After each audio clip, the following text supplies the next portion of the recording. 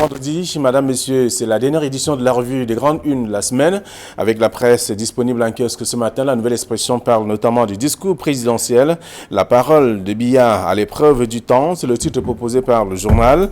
Dans ses multiples adresses à la nation, le président de la République a toujours insisté sur son engagement à mettre le Cameroun sur le chemin de la démocratie et de la prospérité, en rappelant chaque fois l'impérieuse nécessité de dialoguer donc et également de trouver des consensus au moment où le Cameroun est donc secoué au plus profond de lui-même par des crises multiformes. La nouvelle expression a d'ailleurs révisité certains discours de l'homme du 6 novembre pour y déceler justement ses nombreux et principaux engagements. C'est à lire dans le journal de la page 5 à la page 11.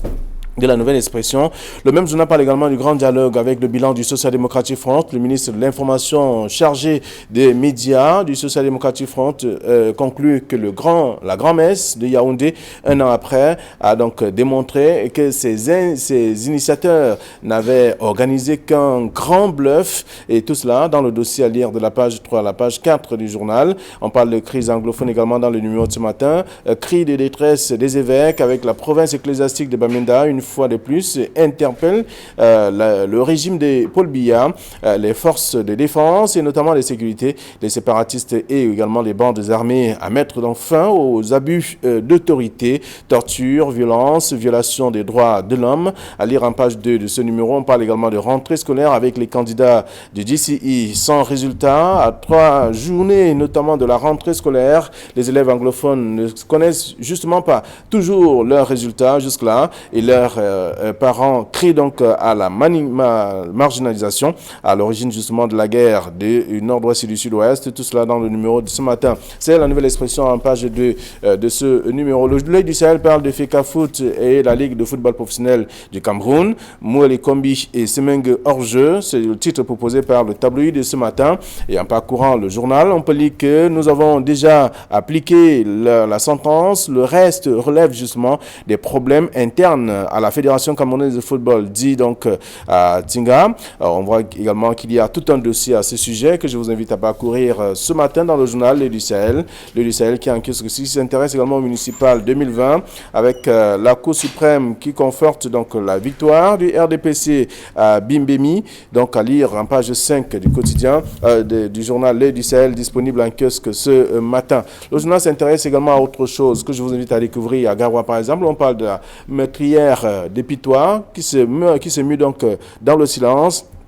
En page 3 du journal, L'œil du Sahel, et vous aurez l'occasion de parcourir le tabloïd qui s'intéresse justement à cette actualité. Autre chose à lire dans la presse, il y a Mutation qui s'intéresse également à l'actualité parlant de l'affaire de la Fédération camerounaise de football et la Ligue de football professionnel du Cameroun. Hors-jeu de l'arbitre, c'est le titre proposé par le tabloïd. Le journal également en kiosque, tout comme le quotidien Le Messager, qui parle de Lembe, l'éternel saupoudrage. C'est le grand titre proposé par le tabloïd de ce matin également. Le journal parle également de paix et stabilité. Biya dribble l'Assemblée générale de l'ONU. C'est le titre d'un autre sujet également proposé par le tabloïd de ce matin. Le journal a également d'autres informations parlant du manuel scolaire. La peau dure, justement, c'est l'autre titre aussi, la peau dure, avec également d'autres informations concernant la rentrée scolaire. Difficile justement pour les parents d'élèves de pouvoir joindre le debout, et également une rentrée scolaire difficile aussi pour certains élèves. C'est à lire également dans le quotidien Le Messager. Le quotidien Le Jour parle des Pitois avec l'affaire du meurtre des enfants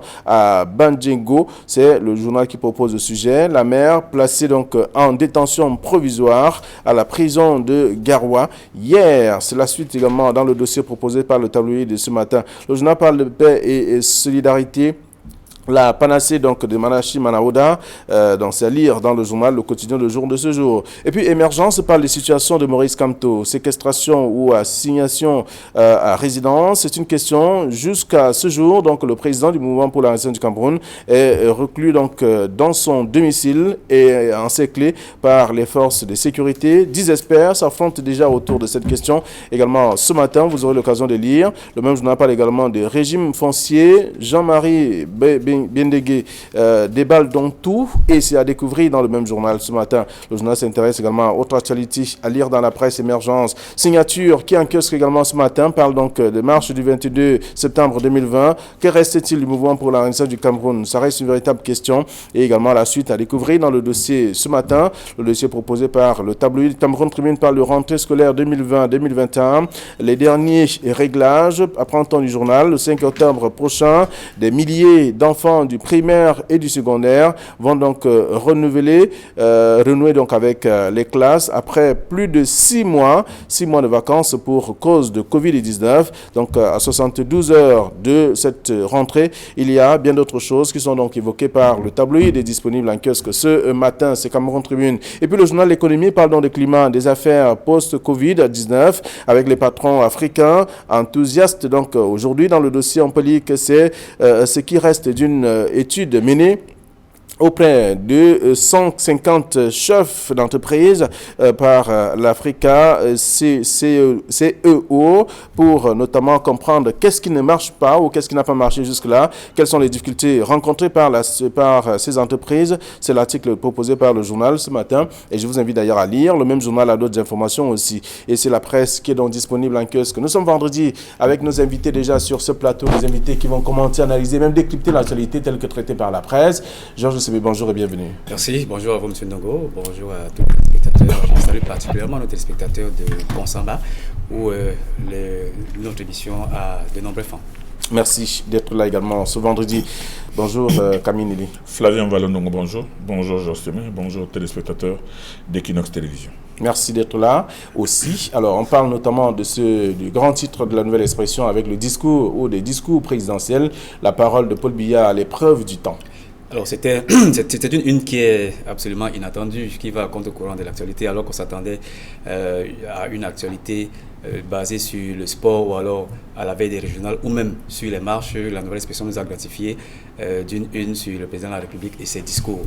Je crois que ça vaut quand même le pesant d'or d'être évoqué aujourd'hui, compte tenu de ce que ça intervient. Cette une intervient au lendemain de ce que certains ont appelé une apparition foireuse du président de la République à l'Assemblée générale des Nations Unies, alors qu'on l'attendait physiquement. C'est plutôt le ministre des Relations extérieures qui allait prononcer le discours du président de la République. Donc je crois que c'est une question qui est d'actualité. Mais il faut prendre les discours du président de la République sur plusieurs catégories. Je crois qu'on peut d'abord commencer par les discours républicains. Les discours républicains qui sont ceux qui sont prononcés naturellement le 10 février, à la veille de la fête de la jeunesse, et celui qui est prononcé le 31 décembre à la veille de chaque nouvel an. C'est ce que moi j'appelle les discours républicains. Mais il y a également les discours protocolaires. Les discours protocolaires que le président de la République prononce dans chaque cérémonie qu'il est amené à présider. Soit les conseils des ministres lorsque ça se tient, soit les prestations de serment. Donc, c'est une autre catégorie de discours qui devrait être évoquée. Mais également, il y a les discours spéciaux. Les discours spéciaux dans lesquels je rangerais par exemple le discours qui est intervenu au lendemain des émeutes de 2008 où le président de la République a provoqué un discours qui est resté dans toutes les mémoires où il a dit que l'ordre régnera. Ça, c'est un discours spécial. Mais il y a un autre discours spécial qui est le plus récent, c'est celui qui annonçait le grand dialogue national. Je crois que à ce niveau également, on peut parler d'un discours spécial. Donc, c'est ma façon à moi de voir les différentes sorties du président de la République qui peuvent être divisées entre les discours républicains, les discours protocolaires et les discours spéciaux. Mais à côté de cela, j'observe quand même que le président de la République s'est rallié un tout petit peu au temps parce que il effectue de temps en temps des sorties à travers Twitter maintenant parce que au lendemain du grand dialogue national, il a donné des pistes de réflexion, ou alors des pistes de manifestation du grand dialogue national à travers les résolutions où il a annoncé que les recommandations du grand dialogue national devaient être prises en compte selon les moyens et selon la faisabilité. Donc, c'est par tweet que ça a été effectué. Donc, je crois que c'est assez opportun que nos confrères de la nouvelle expression nous délivrent tous les contours les discours du président de la République depuis qu'il est à la magistrature suprême. D'accord. Alors, lorsque la nouvelle expression parle du discours présidentiel avec la parole de Biya à l'épreuve du temps, il y a le messager qui dit Biya dribble l'Assemblée générale de l'ONU. Non, avant de répondre à cette question, moi je je lève mon chapeau à Georges Semé qui vient donner là une grande piste pédagogique en faisant comprendre aux lecteurs de la nouvelle expression qu'il y a discours et discours dans la communication de Paul Biya. C'est-à-dire qu'il a fait comprendre aux uns aux autres que les discours ne doivent pas être pris en vrac, mais chaque discours est inséré dans une catégorie bien précise. Et ça, c'est pour permettre aux gens, avec cette grande action de la nouvelle expression, parce que la nouvelle expression a publié une galerie de discours seulement, sans préciser que celui-ci est spécial, celui-ci est politique, celui-ci est... Ben, toujours est-il que avec ces discours publiés par la nouvelle expression ce matin... Est-ce que ce n'est pas partie de son absence donc, à l'Assemblée générale de l'ONU? Oh, mais l'absence ou la présence à l'Assemblée générale change quoi? Au fond, qu'est-ce qu'on attendait des chefs d'État? Que chaque chef d'État dise quelque chose, c'est tout. C'est-à-dire que je ne pense pas que c'était une question de signature, je ne pense pas que ce soit... C'est-à-dire que si il est indisponible, il y a des personnes qui peuvent le supplier. Attendez, moi, ce qui me surprend un peu avec cette infantilisation permanente du public, à mon avis, c'est de faire comprendre que Biya n'est pas là, Biya ne peut pas, Biya envoie des gens. C'est vrai que le président Biya ne sort pas beaucoup, mais ça ne veut pas dire qu'il ne peut pas se faire représenter. C'est pour ça que moi je pense que le fait qu'il ait parlé ou qu'il ait fait parler quelqu'un d'autre, ça ne change rien au contenu du discours qui a été déblayé, puisqu'il allait dire la même chose. Donc moi je ne vois pas pourquoi il faut faire tout un jambon du fait qu'il n'ait pas parlé ou qu'il ait parlé. Sa présence peut également avoir une influence. Mais la présence, aujourd'hui, au coronavirus, aujourd'hui, la présence, elle est virtuelle, c'est devant l'écran. Ça change quoi? Ça ne change rien du tout, c'est pas ça le plus important. Donc moi je voulais donc dire que ça donne la possibilité aux lecteurs de la nouvelle expression de se faire une religion, de lire tranquillement, posément, maintenant avec le recul, le discours, ce que Paul lui avait dit à une certaine époque, et maintenant de voir si effectivement ces paroles cadrent avec l'avancée des choses, si ça cadre avec l'évolution, et si ça cadre avec peut-être les perspectives ou la prospective qu'il avait tracée. C'est ça qui est le plus important et le plus intéressant avec ce dossier. Parce qu'en plus, ce dossier de la nouvelle expression est un document que l'on peut consulter à tout moment et à travers lequel on peut prendre Paul Biya au mot chaque fois que une situation, telle autre se présente. Se présente justement avec celui que le journal Le Messager propose également ce matin, au titre Paix et stabilité. Paul Biya dribble l'Assemblée générale de l'ONU. On le lit également dans le numéro. Mais je crois que le contexte est assez parlant. Je crois que la plupart des présidents ne se sont pas présentés devant la tribune de l'Assemblée générale des Nations Unies. Les discours sont déroulés par le virtuel. Et je crois que la polémique aujourd'hui au Cameroun est compte tenu du contexte sociopolitique ambiant dans notre pays. Et le doyen l'a relevé tout à l'heure sur la sempiternelle question depuis quelques 2 ou 3 ans déjà sur l'existence ou non du président de la République, sa mort ou sa vie, etc. etc. Donc c'est en cela que la polémique a lieu. Mais je crois que c'est juste une polémique navet. Le plus important est ailleurs. Il y avait un discours qui devait être prononcé, c'était le discours du président de la République et comme nous l'avons vu, il a été prononcé par le ministre des Relations extérieures. Pour ceux qui veulent voir le président de la République, je crois qu'il a récemment reçu, dans le cadre de ses missions diplomatiques, une importante personnalité, je crois qu'il y a 2 semaines ou 3 semaines, et on l'a bien vu. Certains s'attendent à ce qu'il vienne devant la tribune des Nations Unies prononcer, mais je crois que ceux qui demandent qu'il vienne présenter ce discours, ce sont les mêmes qui dit qu'il concentre en lui-même beaucoup de pouvoir. Alors que cette fois-ci, il a bien voulu déléguer ce discours au ministre des Relations extérieures. Ce n'est pas la première fois qu'il se fait d'ailleurs représenter à ce niveau de responsabilité. Et pour moi, personnellement, je pense que la polémique devrait plutôt se situer ailleurs que de se situer sur l'apparence physique même du président de la République. Et puis, je vais ajouter quelque chose, Georges, c'est que ces discours qui sont prononcés par les chefs d'État, est-ce que vous pensez qu'ils sont sincères? Est-ce que vous pensez même que ce cercle des Nations Unies... Les chefs d'État ne sont pas sincères? Non, je dis les discours, parce qu'au-delà du discours, il faut aller au-delà d'un discours qui est prononcé. Est-ce que vous savez très bien qu'il y a certains chefs d'État qui s'adressent au monde entier, aux autres, à travers ce genre d'occasion, mais qui font des coups bas d'autres pays, qui participent à la déstabilisation d'autres pays? Et puis moi, je vous pose une question. Vous pensez que ce cercle des Nations Unies, est-ce qu'il a réussi à résoudre complètement combien de conflits entre les pays depuis le début depuis la fin le milieu du XXe siècle et le début de ce XXIe siècle?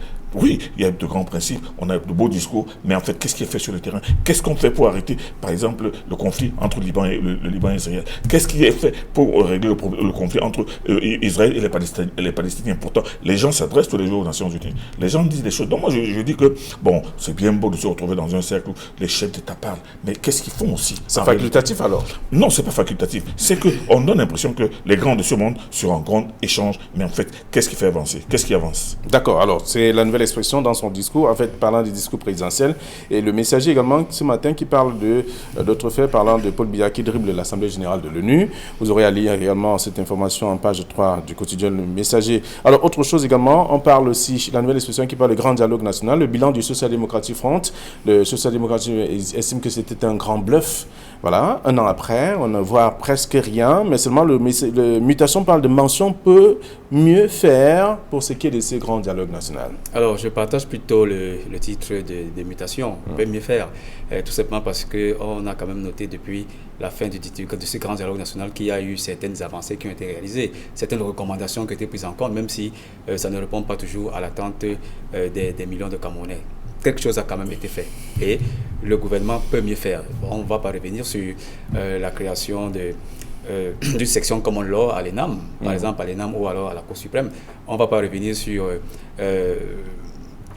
ces fonctionnaires bilingues qui ont été intégrés au sein de l'administration. On ne reviendra pas sur le statut spécial des régions anglophones. On ne reviendra pas également sur le plan de reconstruction du Nord-Ouest qui s'élève à plusieurs centaines de milliards de francs CFA. Donc ça veut dire que quelque chose a au moins été fait. Et tout à l'heure, dans ma précédente intervention, je rappelais que le président de la République avait tweeté après le grand dialogue national en disant que les recommandations allaient être prises en compte selon la bourse de l'État, mais selon leur faisabilité. Donc on ne saurait aucunement s'attendre à ce que, sans recommandation, que toutes les 100 soient appliquées.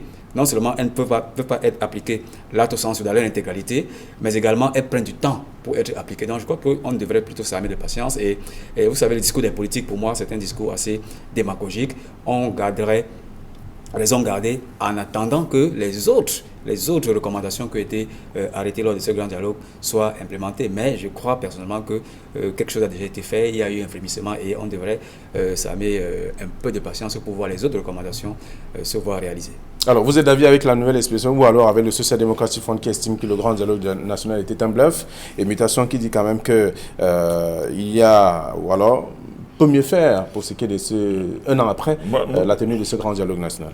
Il est clair que le titre de Mutation est un titre de journaliste, de professionnel, qui est là pour éclairer les gens, pour leur dire que voici ce qui avait été recommandé, voici ce qu'on attendait et voici ce qui est en train d'être fait. Ça, c'est le professionnel, parce que la mission du journaliste, c'est d'informer, d'éduquer et d'éclairer, mais et non pas de toujours tout peindre en noir, comme ce ministre du Shadow camerounais qui, lui, ne voit le Cameroun qu'en noir. Parce que lui, il avait parlé de verre moitié vide et de verre à moitié plein. Mais lui, il dit maintenant que le verre est en train de se vider, c'est-à-dire qu'il n'y a rien de tout. Donc moi, je pense que ce genre de discours catastrophique qui est habituel à ce ministre du Shadow cabinet, ça veut dire de l'ombre. Le Shadow cabinet, le grand public est un peu mal à l'aise chaque fois que le Cameroun est systématiquement perdu, c'est-à-dire que rien ne marche, tout est à faire ou à refaire. Donc moi je pense que entre ce discours-là, il peut le dire également pour évaluer ce qui devait être fait et ce qui est fait en ce moment. Si on estime que ce qui est fait n'est pratiquement minable et par rapport au temps, la durée et autres, vous savez, il peut qualifier ainsi. Il y a quelqu'un qui chaque jour est en train de, pour ceux qui voient les gens qui sont en train de chercher à refaire le monde chaque jour, on leur demande parfois de commencer par changer de chemise, parce que s'il a de si bonnes idées pour changer le Cameroun, il faudrait aussi qu'il voit comment à l'intérieur du SDF rien ne marche et que plutôt le parti est plutôt en train de se déliter. Donc je pense que en tant qu'homme politique, oui, mais il a aussi le devoir d'avoir un discours beaucoup plus réaliste et beaucoup plus explicatif, plutôt que de toujours être dans un pessimisme qui donne perpétuellement froid au dos. Alors, c'est à lire dans Mutation qui dit, parlant de ce grand dialogue national un an après, peut mieux faire, c'est la mention en tout cas attribuée à ce qui est déjà fait jusque-là, même si on peut constater dans le journal La Nouvelle Expression que le bilan, par rapport au bilan du Social Democratic Front, que c'était un grand bluff carrément qui s'est tenu il y a un an. Alors, toujours dans le journal, on parle de la crise anglophone, cri de détresse donc des évêques avec la province ecclésiastique de Bamenda, qui parle notamment de la résolution de la crise anglophone. Jusque-là, il faut le faire. Ce sont quelques précisions qui sont également portées dans le numéro de ce matin. Le clergé, toute catégorie confondue, a un rôle essentiel dans la résolution de la crise anglophone. Autant que le gouvernement, autant que les belligérants eux-mêmes sur le terrain, mais autant que la société civile également, comme la communauté internationale. Et nous ne le dirons jamais assez, ce n'est que la conjonction de tous ces acteurs qui permettra, avec la bonne volonté du pouvoir, parce que c'est lui qui est chargé de recevoir les doléances et de les mettre en implémentation. Ce n'est que la conjonction de tous ces acteurs qui permettra à résoudre la crise anglophone. Mais je crois qu'on est loin du compte jusque-là, parce que lorsque j'ai visité ce matin les images dans les réseaux sociaux, on a vu certains clichés où il y avait des défilés du 1er octobre 2020, de certains qui se revendiquent de la République d'Ambazonie, qui célébraient de façon magistrale, de façon très populaire le 1er octobre 2020, en disant que c'est leur indépendance, avec un défilé assez équivoque. Mais je pense que le clergé peut donner de sa voix, mais également les autres acteurs devraient s'impliquer davantage afin que la paix revienne définitivement dans ces deux régions anglophones. Oui, Kaminé. Mais on aimerait bien savoir ce que le clergé pense de ce défilé du 1er octobre aujourd'hui. Parce que le clergé a beau constater qu'il y a des tueries, qu'il y a des tortures, qu'il y a des violations de droits de l'homme, qui donne aussi son appréciation sur ce défilé dans un pays qui, lui, est souffrant depuis 1960, qui a réglé le problème de la réunification un an après en 61, et où on trouve encore des gens en train de dire que nous nous battons pour l'indépendance de notre pays. Donc le problème de la guerre qui se joue aujourd'hui dans les régions du Nord, et puis ne pensez pas que le Nord-Ouest et le Sud-Ouest sont absolument homogènes dans cette démarche de quête d'indépendance d'un pays qui n'existe pas, qui a commencé à exister dans la tête de Gorgé Dinka. Donc le clergé, oui, comme le dit Georges Semé, a un rôle à jouer dans cette histoire. Mais quel rôle joue-t-il? Il ne suffira pas seulement d'avoir peur pour ses propres évêques, ses propres prélats, qui sont même tués aussi de temps en temps. Mais il faut aussi qu'ils voient comment, sur le plan social, dans leur prêche et dans leur contact perpétuel avec la population, comment ils peuvent aussi contribuer au retour de la paix et maintenant peut-être à l'apaisement des esprits.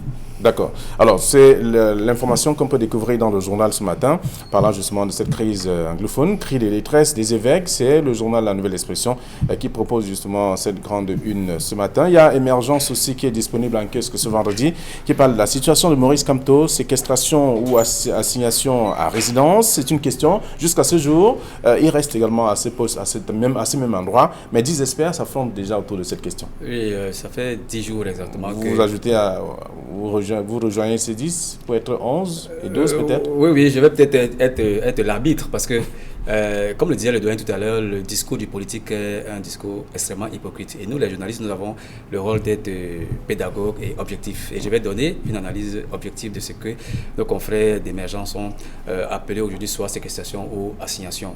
En droit, la séquestration, c'est lorsque quelqu'un est obligé est enfermé contre son gré quelque part, en l'absence de tout acte ou autorité légale, j'allais dire. Et cette séquestration peut être faite soit par la violence, soit par la menace, soit par la ruse. C'est ce que le droit dit. Or, l'assignation, c'est une injonction, toujours juridiquement, c'est une injonction qui est donnée à un sujet déterminé de résider ou d'être domicilié quelque part. Et elle peut être administrative ou pénale. Non, je crois que s'il faut répondre à la question de nos confrères d'Émergence, il s'agit tout simplement d'une séquestration. Il s'agit d'une séquestration, c'est tout à fait clair. Et on peut pousser le débat plus loin en s'interrogeant sur les origines de la séquestration. C'est tout simplement parce que on estime que le président du MRC est l'auteur intellectuel des marches pacifiques qui ont été interdites. Et suite à ces marches, il y a certains responsables du MRC, des militants du MRC qui ont été arrêtés. Et pourquoi pas ne pas également déployer un certain dispositif devant la résidence du président national du MRC. C'est ce qui est en train de se passer actuellement. Mais on peut encore dire que c'est un spectacle qui... Ça fait quand même 10 jours que ça dure. Alors vous avez justement parlé de séquestration. Voilà. C'est ça un délai? La loi ne prévoit pas de délai? Ça n'a pas de délai. Ça n'a pas de délai et je crois que tel que c'est parti, on est déjà quand même à 10 jours. Je préfère, moi, en tant que journaliste et en tant que juriste, soit qu'on lève le camp, que le dispositif disparaisse devant le domicile de monsieur Kamto, soit tout simplement qu'il soit arrêté par les voies les plus non régulières possibles. Parce que ce n'est pas un bon spectacle que de voir un dispositif policier, un dispositif de gendarme depuis 10 jours devant un domicile d'un individu sans que rien ne soit fait. Je crois que c'est assez saisissant. Soit on lève le dispositif, soit tout simplement on l'interpelle. Voilà ce que je peux dire à propos de la une de nos confrères d'Émergence. D'accord, alors séquestration ou assignation à résidence? Je sais bien, on vient d'entendre le juriste qui a bien fait le distinguo entre séquestration, et assignation. Et assignation, vous l'avez dit, mais je crois que vous êtes pas fait bien comprendre que l'assignation est une mesure administrative ou judiciaire. Et là, on se retrouve dans une situation où l'autorité judiciaire ou l'autorité administrative qui a le pouvoir, justement, d'assigner quelqu'un à résidence peut le faire. Dans le cas d'espèce, le débat de ce matin, effectivement, qui va être fait par les 10 experts habituels, des experts auxquels nous sommes habitués chaque semaine. Nous avons toujours suggéré que le lundi, qu'ils nous disent un peu le résultat de ça pour que nous comprenions un peu surtout l'utilité de leur rencontre. Mais dans le cas d'espèce d'aujourd'hui, dans le cas de M. Kamto, qui est chez lui, qui ne peut pas sortir, on peut parler d'une mesure administrative. Et la mesure administrative, quand on parle de détention administrative, on ne respecte pas, on ne dit pas que vous êtes arrêté pour telle. C'est-à-dire que l'autorité administrative estime que elle vous envoie en prison et c'est elle qui détermine. Donc, dans le cas d'espèce, peut-on parler de séquestration? Oui, dans l'absolu, si on veut dire que M. Kamto n'a pas la possibilité de sortir et d'aller comme il veut. Peut-on parler de mesures administratives? Oui, dans la mesure où l'autorité administrative peut estimer et a le pouvoir d'estimer que M. Kamto, en sortant de chez lui, il met la sécurité des gens et la paix sociale en danger. Donc, pour lui, il reste là où il est. Et peut-être, ça veut dire qu'en fait, c'est une détention administrative, mais dans son propre domicile. Donc, on se retrouve dans... Ce qui est extrêmement paradoxal. Paradoxal, mais c'est du possible. C'est entre aussi dans les pouvoirs de l'autorité administrative. Je pense que l'assignation, il faut un document. Dans ce cas, il n'y a même pas de document. Je suis d'accord avec vous. C'est pour ça que je n'ai pas de séquestration. C'est pour ça que je dis que votre approche est une approche absolument didactique. C'est-à-dire qui fait comprendre la différence qu'il y a entre séquestration et assignation. Mais l'assignation, dans le cas d'espèce, vous savez, vous n'allez pas demander à M. Atangandji, est-ce que M. Kamto est assigné à résidence ou bien il est séquestré? Bon, c'est lui seul qui pourra vous dire, mais il a le pouvoir de faire en sorte que M. Kamto ne soit pas chez lui. Et seulement, il ne faut pas que ce soit lui seul, de son fait seul, puisque à ce moment-là, ce serait une mesure qui serait, illégale.